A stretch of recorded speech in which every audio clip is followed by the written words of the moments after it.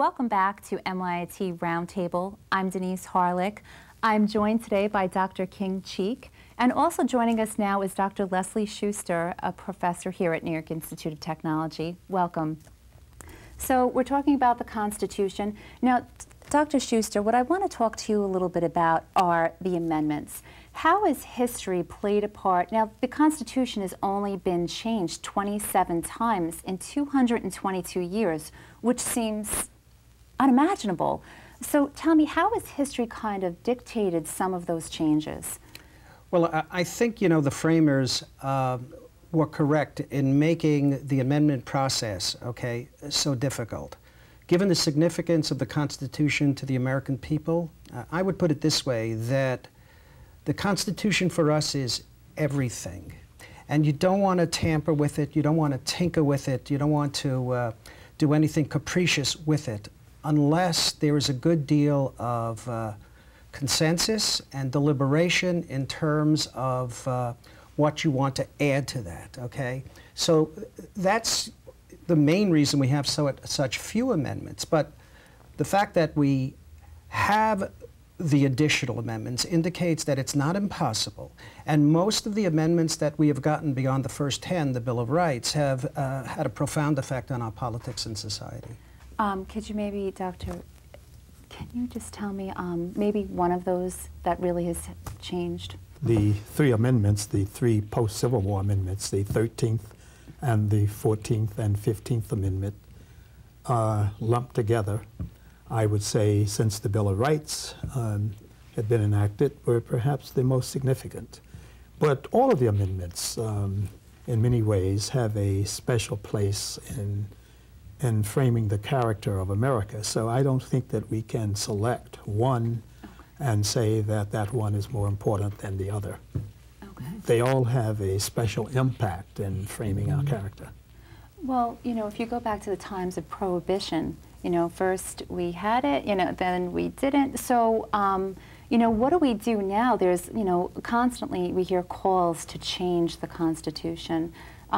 You know, what do you think about that? And going back to the process itself, okay, if the moment is right, it will happen. But we have addressed, okay, and have become a more perfect union because of these amendments, the issue of equal rights with, as Dr.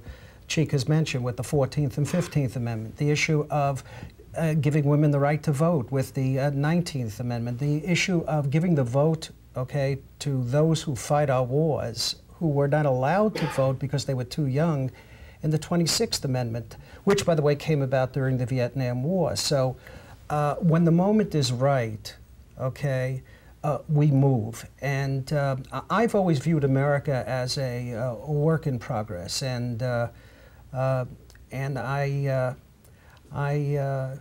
doesn't sound corny, but I do believe that America is the last best hope for mankind, and the Constitution has done the job as far as that goes.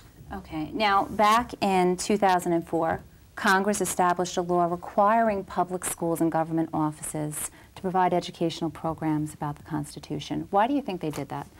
Given the significance of the Constitution to us, our people should know something about it, okay? And, you know, in the university, most undergraduates come in with very little knowledge and sometimes interest in politics and government. But when you think that we are a democracy and that requires a knowledgeable, interested citizenry, okay, this in effect becomes our last line of defense. And I think our government saw that, okay, and thus required that our students, okay, who are entering higher education have this rudimentary understanding. Does the average citizen really know anything about the Constitution? The average citizen knows very little about the Constitution. I will often ask my students whether they believe that they own the United States. And perhaps 1 out of 40 in a class will raise his or her hand. Most students know very little about the Constitution. Most people have not read the preamble. The preamble, even though it was the the last section of the Constitution drafted is one of the most important because it begins with "we the people." And the Constitution is a document that was drafted and enacted by the people, and it is an expression of our values. And if it's owned by the people really ought to understand the values that that document expresses. And so for that reason, the provision that in the law that presents us with the challenge of teaching the Constitution is a very important one. Now, are there any rights that we have that you think that might be in jeopardy now? Should we be worried? Since the framing of our Constitution, we have always been faced with the tension of balancing the interest of the country as a whole with individual liberty. And sometimes we have to give up individual liberty in order to promote the interest of the larger national family. And so we're always in that kind of tension struggle and how to balance liberty with the larger interest of the nation. And that will continue.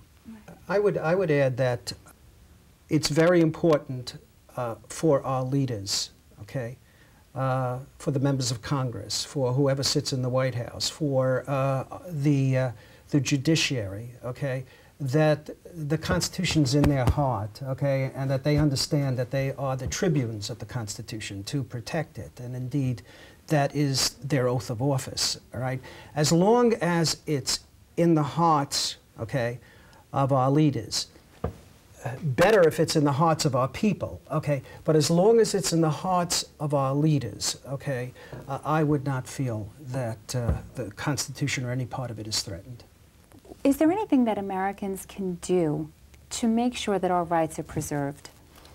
Remain vigilant, because the people of the United States are the guardians of our liberty. And we must remain constantly vigilant, and that means we must always be knowledgeable about what is going on, about threats to our liberty. And so we must be knowledgeable so that we can ensure that this balancing act that I referred to is engaged in a very responsible way. Okay. Well, I want to thank you both for joining us today. We'll see you next time on NYIT Roundtable. I'm Denise Harelick.